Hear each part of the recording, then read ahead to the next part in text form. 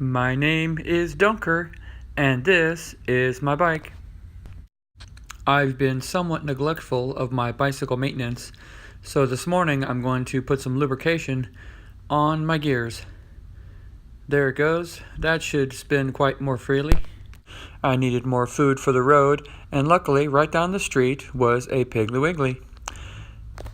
Now that I've got more food, I think I'm ready to go.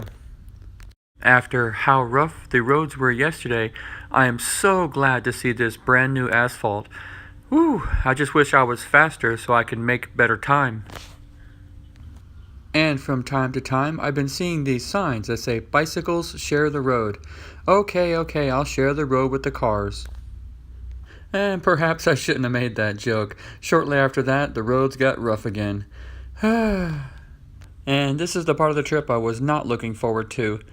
Hills. I'm from Florida, so I'm not used to riding on hills. Ooh, and here comes a doozy. Look at that one. Though I have to admit, going down the backside of the hills is pretty fun when you get up some speed. It was just starting to get hot a little bit, and I found some shade for my first break at the Marlboro County sign. And in town a bit, I found this beautiful church. I've always been a fan of architecture, and this is just a beautiful building.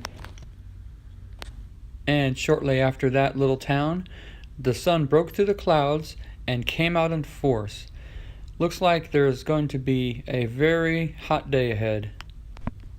I'm ready for another break, and just up ahead I see a little bit of shade. Wonder if I can stop. And yay, turns out it was a little farm.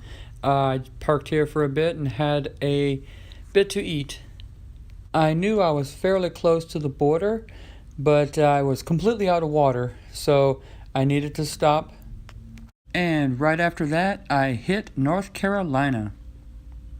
I rode along for a while longer, and I came upon this visitor center, and man, this building is pretty. The heat was definitely beating down, and it was going to get hotter. And then Google did the wonderful trick to me again where the road disappeared into sand. Google said that I only had about 1.5 miles of this, so I went for it. But it was a very rough go.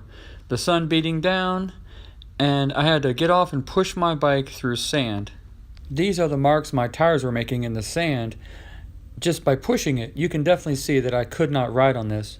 A bit more pushing, and I came across this strange intersection.